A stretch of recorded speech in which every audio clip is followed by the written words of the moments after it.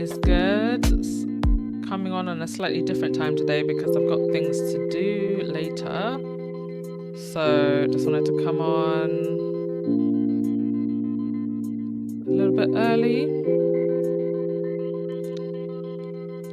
And there's quite a lot to talk about. Oh dear. Next week is going to be something. Hello, Leslie. Hello, Benjamin. Independence Day coming up. For Harry, yes. Oh, not for Harry. I thought you were referring to the court case. For our country. Sorry, where are you from, Benjamin? Oh, let me turn this music down. Hello, Anne. Hey, Mina. Hey, Miss Viv. Let's turn this music off. There we go. Right. Yesterday, during the podcast, the news started to come through about the report regarding Harry's security. So I'm just going to do a quick recap on that because it was literally just at the end of the podcast. And then that will segue into the rest of the podcast.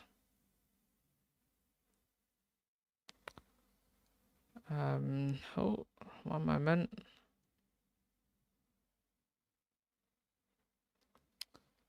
Where is it? Okay, so for those of you that didn't catch it, Prince Harry's security team put forward a report that Harry is the focus of 6 terrorist plots, 5 of which originated in the UK, and the other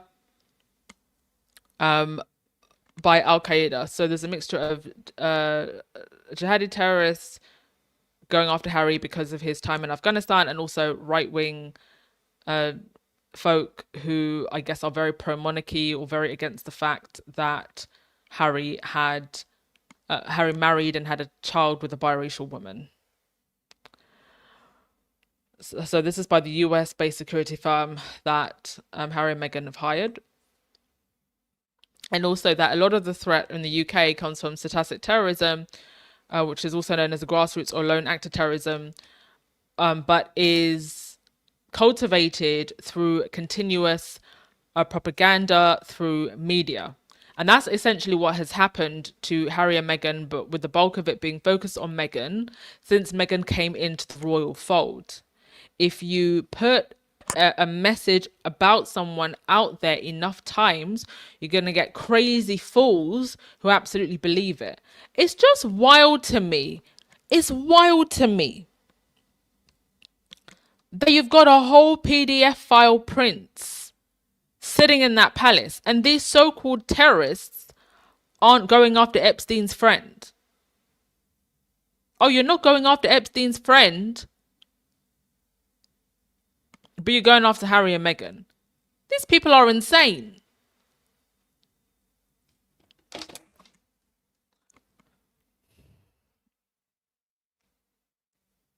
I'm glad that all of this is coming out. And it just makes Charles and William, and I do believe that Charles and William are at the center of all of this. By the way, it was a 40-page risk assessment. Harry had formally requested that the British Home Office complete a risk assessment for himself and his family.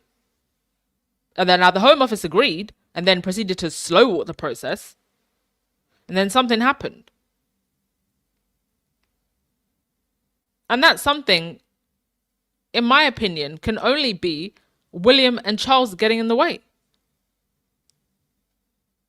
I don't think anybody else is stopping this other than William and Charles. And Camilla.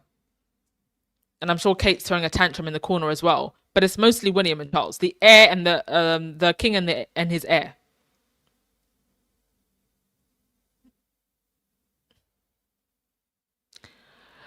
Let me also just say, though, that I do think, with or without Harry's presence, the Invictus Games would be a soft target for terrorists. Now, Harry's presence adds to that risk, but I do think that as an event, it will be a soft target. And so I have to question why Invictus haven't spoken up. I have to question all those British veterans, affairs officials, and Birmingham officials who eagerly bid on the games, knowing what it would entail. And again, like, why haven't they spoken up? Are they being told not to speak up? I don't know. And why was the risk assessment paused? Why was it paused months after Harry's private security submitted this report to them? This report wasn't submitted to them yesterday. We're just hearing about it yesterday.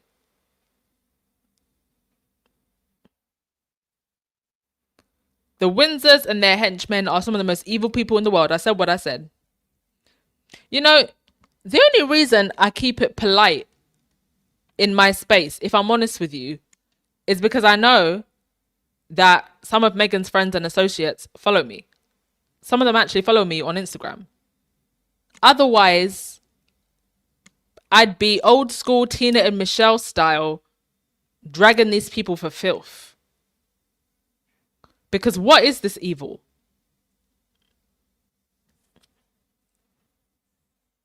And you know what? The pettiness of Charles and William and the lack of backbone from the rest of the establishment, i.e. the government, they're just going to drag everybody into the mud with them. Because good-minded people are looking at this and they're saying, what is this nonsense?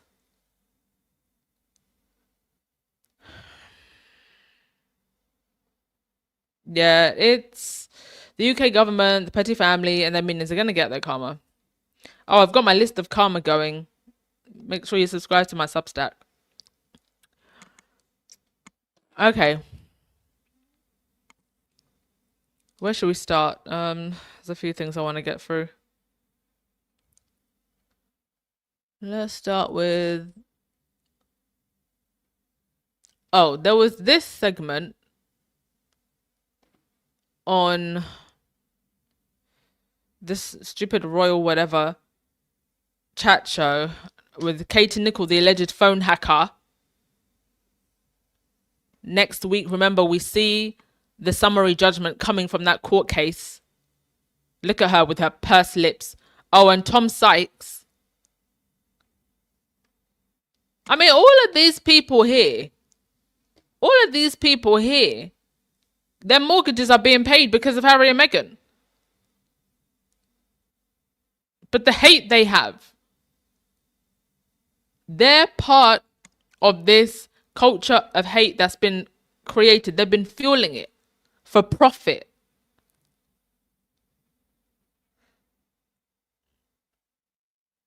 Let's listen. I think what you're seeing is the pathology of Harry paranoia.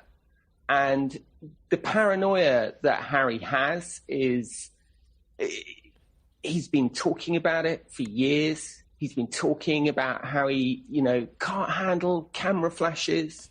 He can't cope with this. Everyone's, wants history to repeat itself. There's dark forces trying to kill him. I mean, the idea that... Mind you, who was it? Was it Jeannie Bond? Who was it, that royal rotor rat, who wrote some time ago? This was back when Harry and Meghan had first moved to Montecito. And there was an article that went around where they used the term, Harry is making car crash decision. I can't remember exactly what the headline was, but they used the term car crash.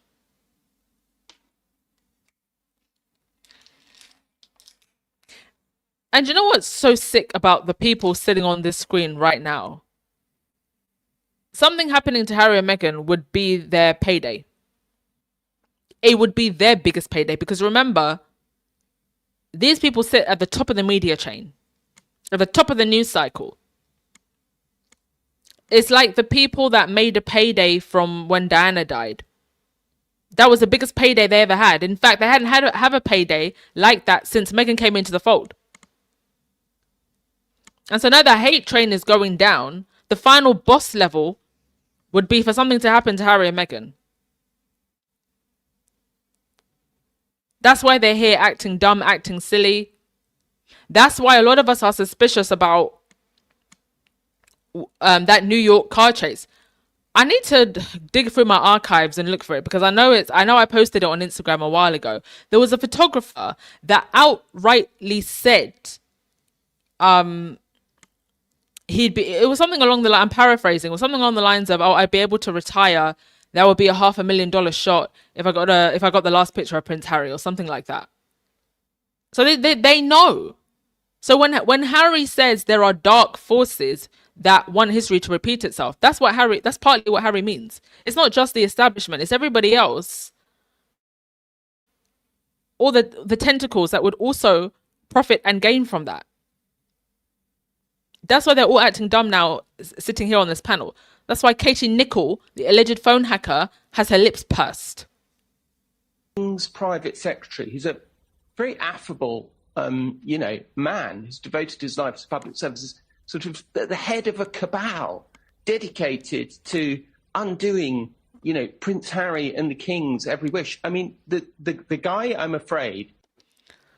Mind you, have you ever taken a real good look at Westminster Abbey and a lot of these cathedrals? And there's so much symbolism in, the royal garb that the royals wear, all of that stuff. I mean, I don't like to get too much into that stuff on my channel, but Harry being in this institution, he knows full well. And it's interesting that Tom Sykes uses the word cabal. It's just interesting that he uses that word, is all I'm going to say. I don't like to get too much into that stuff on my channel, but if you know, you know. Enlightened ones know.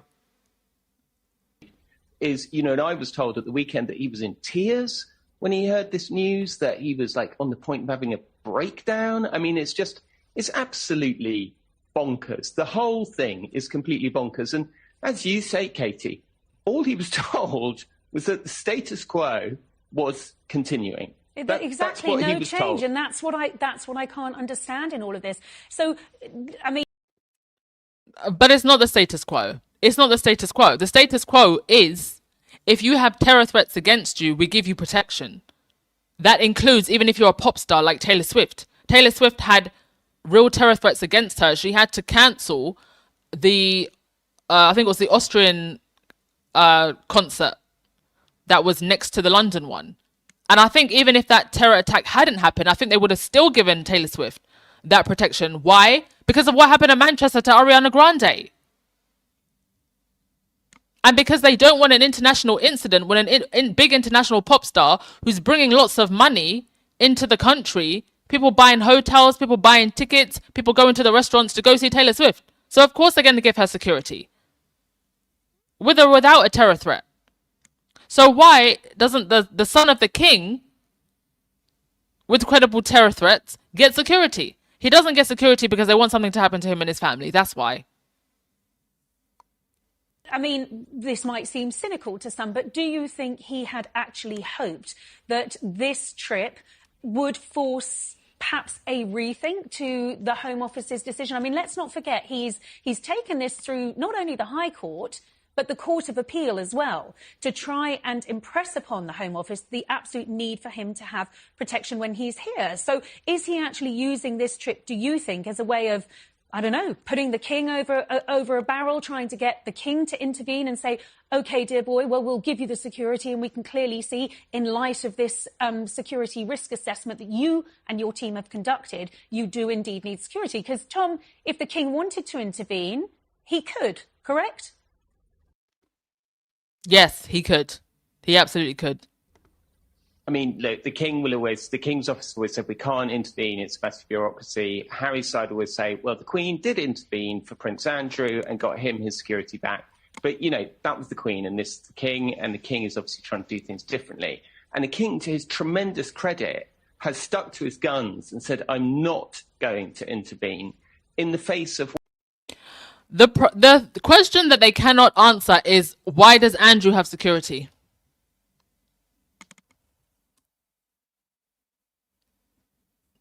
Mind you, I couldn't give a darn, and I don't think anybody else would, if somebody scaled the security fence of the castle and took out Andrew.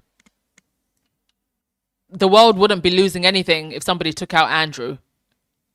But why does he, an associate of Jeffrey Epstein, why does he have security then? Nobody can answer that question. Nobody's asking that question. What the palace have openly briefed newspapers is they regard as emotional blackmail to do with access for the children and Charles meeting the children. And I think that what we saw this weekend was actually the high watermark of emotional blackmail from Harry on this issue. I mean, I said this on my last podcast, but I'm going to say it again here.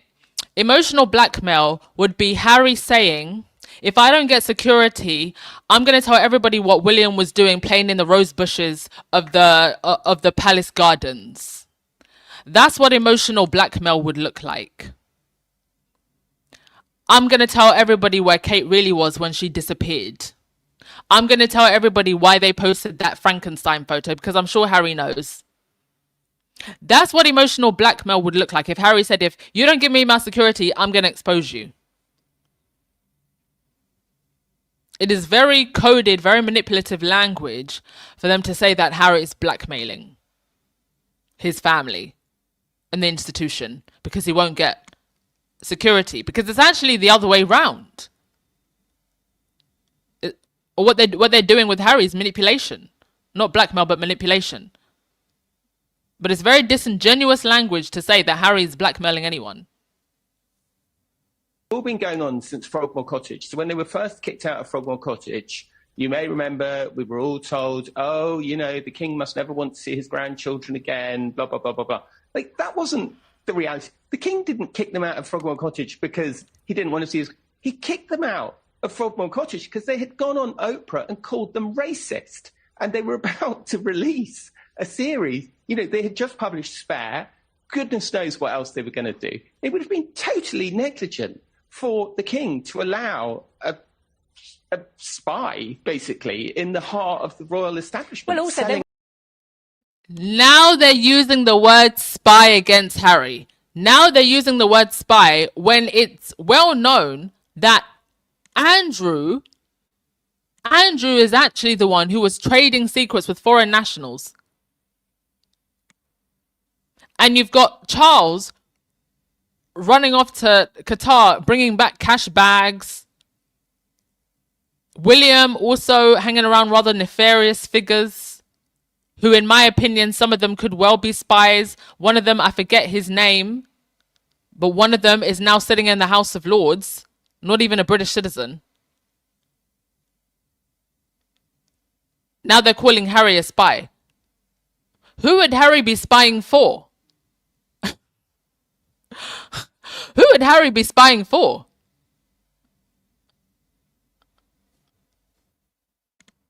they weren't living in the UK, so they didn't need Frogmore. I think what you're... These people, they're out of their minds. They are truly out of their minds.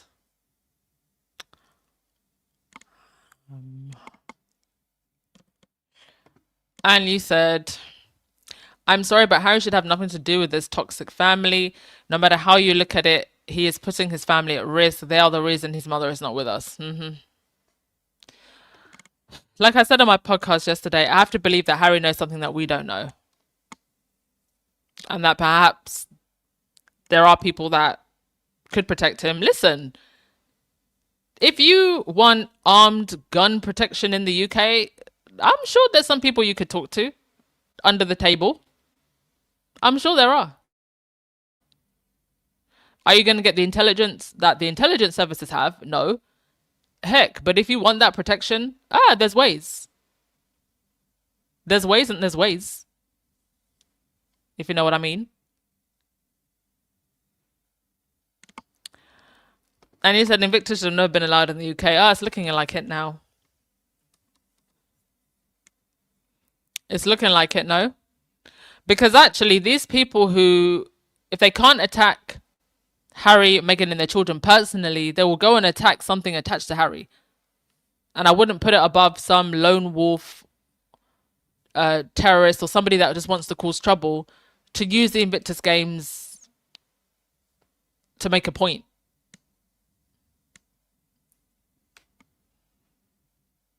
Yeah, the whole Invictus team. I mean, given what happened with Centre Barley, you've got to be suspicious now. Are we paranoid by being suspicious? I mean, it wouldn't have been better off in the US either, given what's happening there. But then I just feel like they could have looked at other places. I'm sure there's many places that would love to have the Invictus Games. Especially because they do as much as they can to get external funding so that the financial pressure isn't put on the host city and country. So I'm sure there's other places that, I mean, the Invictus Games doesn't need the infrastructure of, say, the Olympic Games or the Commonwealth Games. You don't have to build whole, what do you call it? Olympic apartments, and I don't even think that France did that for the Olympic Games. I think this time, all the athletes were just staying in hotel. I don't know if they had an Olympic village. Do they have an Olympic village for the last Olympics that went? You don't need all of that for the Invictus. It's a much lower pressure event to hold.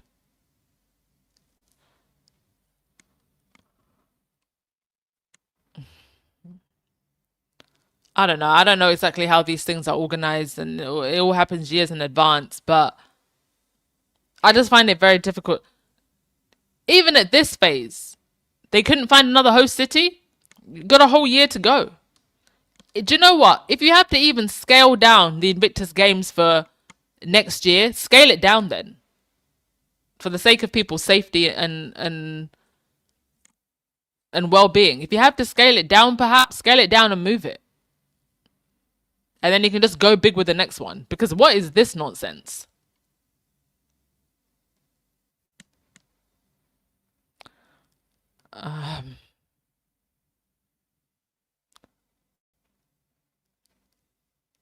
Somebody was saying if it was... Perry Thomas just said, if left up to Charles, I believe he would do it, but he is spineless. It's William and Camilla and some lords who advocate on the royals' behalf. I think Charles is part of it as well. And I think he has been for some time. Because this goes all the way back to when Harry and Meghan left the UK and went to Canada. Their location was leaked even then. Exactly. If Prince Harry wanted to blackmail anyone, that effed up family would have... he would have did it to them a long time ago. He's being nice. He's playing very, very nice.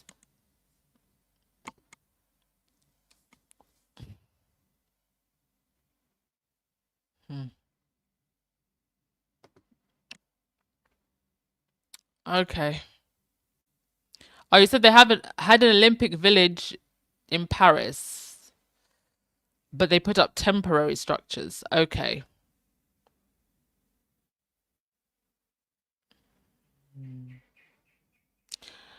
Now let's shift gears a bit. Oh, actually, before we shift gears, I might as well just play you this is the ITV report. So it's made the headlines in the UK. Prince Harry is due back in the UK next play. week. He may travel here with Meghan and their 2 children, or he may be coming alone. The issue, once again, is Harry's security protection when he's back in his home country. ITV News has seen a copy of a report which details the threats to the Sussexes. It was written by Harry and Meghan's private security firm in February 2026.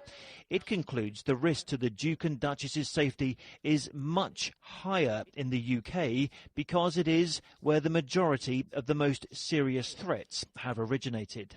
The document was sent to the British committee known as RAVEC, which decides who gets what protection in the royal family. But days ahead of Prince Harry's return to the UK, including events in Birmingham ahead of next year's Invictus Games, the committee has not changed its mind. The Duke and his family will not get state-backed security. The report we've seen also found that there are at least 6 plots against the Duke from jihadist and right-wing threat actors. It says in 2023 the FBI informed Prince Harry's security team that it had received intelligence that senior al-Qaeda leaders had written a document specifically referencing the assassination of the Duke of Sussex. Other threats listed included a known stalker who was able to get into the courtroom when Harry gave evidence at the High Court in January. There is absolutely no way in the world that if the UK authorities thought there was a genuine, current, credible terrorist threat against him and his family, that they wouldn't be providing that armed security. It's written from a perspective of bias to support the Duke. Mind you, it wasn't too long ago that Joe Cox, an actual MP, was taken out by a gun person in the UK. Do you know how rare gun violence is in the UK? Because we don't have guns. So just being able to obtain one is very difficult. You've gone deep underground into these criminal links to get that weapon. And someone was able to take out a sitting female MP. I don't believe these people when they say that. The Duke's desire for armed protection. King Charles, who was in Scotland this week, has not seen his grandchildren since the summer of 2022, but Buckingham Palace says all issues of security are a matter for the Home Office and the King cannot get involved.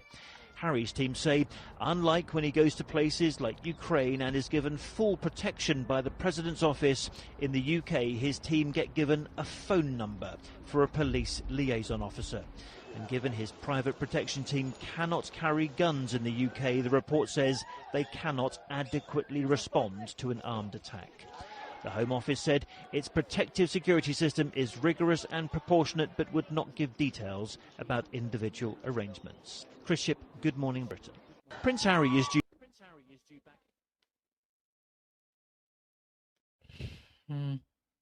Okay, let's switch gears.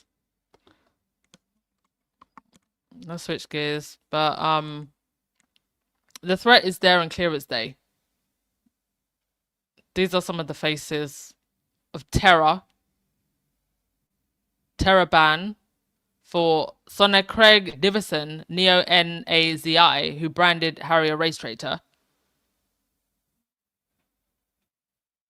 Convict the criminal who plotted to unalive Prince Harry, jail for 3 years. Maniac who plotted to kill Royal was radicalized in jail. White powder letter sent to Meghan, treated as racist hate crime.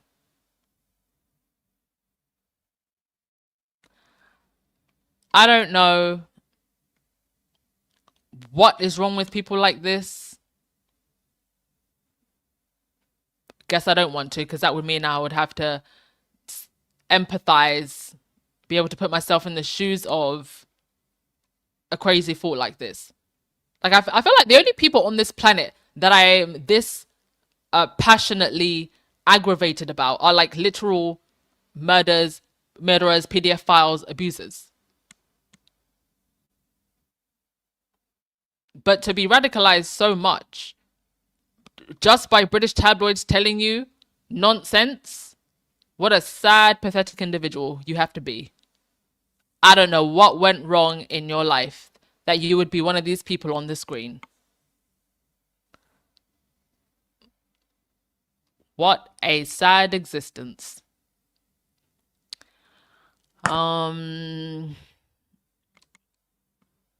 Okay, next thing, the Daily Fail. Daily Fail is getting sued, yay! So hopefully Harry and Elton John and everybody else involved in that court case will send the Daily Fail to the cleaners. And then maybe these court cases will finish them off. So, the Daily Mail is being sued over systematic lifting of social media images. US copyright claim says Mail liabilities could run into 10 million per year. Oh, that is a big chunk of profit. So the Mail is being sued over alleged systematic lifting of thousands of images from social media without permission or payment. A photographer named Matthew Moore, who said one of his own images had been taken without permission, has launched a class action lawsuit in New York on behalf of himself and anyone else in the US who has been affected in the past 3 years. Thank goodness somebody in the US decided to do this, because in the UK, neither the backbone or financial support would be there. Or public support, because it's the same public reading the stupid tabloids.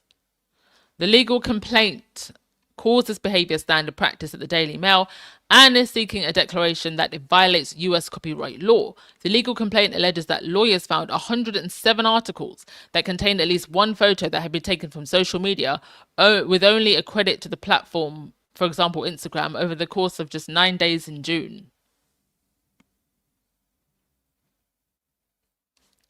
It claims that assuming a payment of between $2,500 and $25,000 per violation of the US Millennium Copyright Act, this rate of alleged infringement would open the Daily Mail up to more than $10 million per year. The claim argues that the Daily Mail ensures its use stays hidden to the copyright owners by adding a false credit to the social media platform the image was taken from. This is despite the fact that platforms do not own the copyright according to their own terms and conditions, it says. But it means that the right shareholders searching for their name or using credit alerts may never see the usage. Moore photographed actress Annie Sertich, gave her a copy, retaining the copyright, and she later posted it on her Instagram account. The legal claim says that the Daily Mail took it from there for an article about the VHS Dates video series published on the 24th of December 2025, giving copyright credit only to Instagram. It said the image was not embedded or screenshotted from Instagram, but a copy had been made to publish it within the Daily Mail's CMS. Most individuals are unable to sue for copyright infringement because the claim says they might have ordinarily registered the work within 3 months of its first publication or before the infringement began. The case therefore aims to represent both creators whose photos were republished with a credit to Instagram or other platform under alleged copyright management information infringement, and those who do hold a US copyright registration for the work in question. The lawsuit states that Moore's case was no isolated lapse. It reflects uniform, centralized, and ongoing business practice. Defendants build and monetize their high-traffic advertising-driven platforms. That's exactly what the Daily Mail is. Rage bait, in part on the systematic and unpaid taking of photographs that ordinary people create and post to their own social media accounts. The claim notes that the Daily Mail pays and properly credits wire service and stock photo agencies, but says that the same does not happen for photos lifted from individuals' personal social media accounts. It publishes first and pays only if caught, wagering that the people it takes from will never learn their work has been used and could not afford to pursue it if they did. It notes that the Daily Mail has been sued for it repeatedly across more than 15 years, and not one suit changed a thing. In 2010, US celebrity photo agency Mavericks Photo lodged a legal claim of more than $1 million, alleging 10 sites of images were used online and print without their permission, a case the publisher ultimately settled with a confidential payment. The claim said the Daily Mail has repeatedly settled cases, paid the creator who had caught them, and left the practice running. The Daily Mail has been contacted for comment. They won't be saying anything. In conclusion, more money being taken from the Daily Mail, one step closer to bankruptcy. Lovely. We love to hear it. We love to hear that the haters are going to start floundering.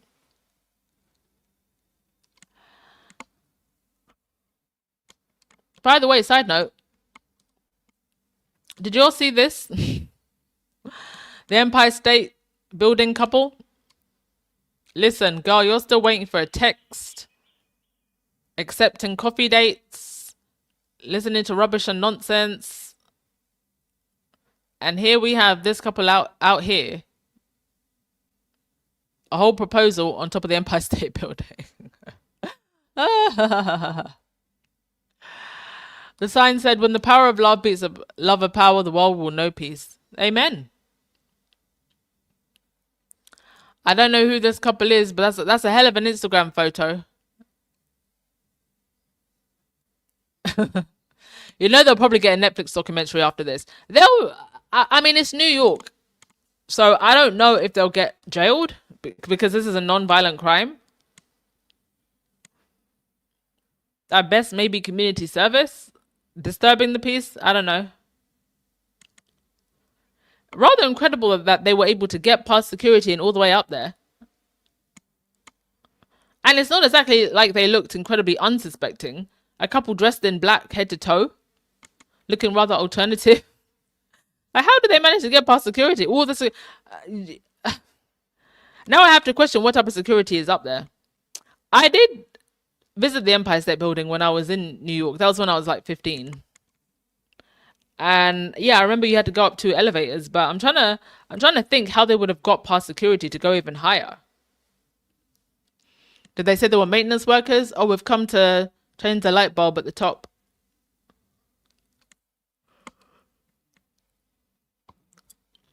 All right, let's go to your comment section.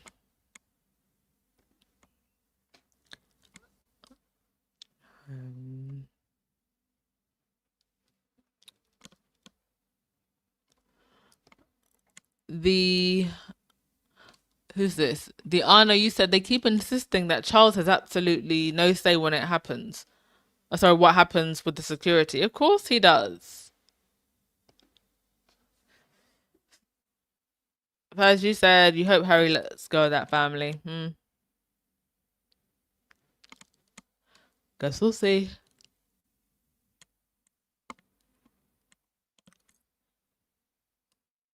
Yeah, Janita, they took away Diana's security, but they've kept on saying that Diana refused security. Now you have to question that. Mina, oh my God, Anne, did you hear that Sarandon had a Confederate flag in the air? Yes, I did, but unfortunately, I wasn't able to put it on a slide long enough before the podcast. But yes, I did hear about that. I'll put it in the next podcast. But yes, somehow, over in the UK, on the Sarandon estate, one of the most famous of all the royal estates, somebody was flying a Confederate flag. I don't know who or why that would have been flying in the UK. But you do have a lot of MAGA-inspired people in the UK who are in solidarity with MAGA ideology. So I have to assume maybe that's what it was. Okay, going to keep it brief and short today, folks. Thank you as always. Appreciate you all. Like I said, I will try and get Brian on the show. We'll do some call-ins. Weekend is coming. Wishing you a lovely day. Hit the thumbs up button and subscribe button on the way out. And please donate if you would like to help the channel to grow. Love you. Ciao.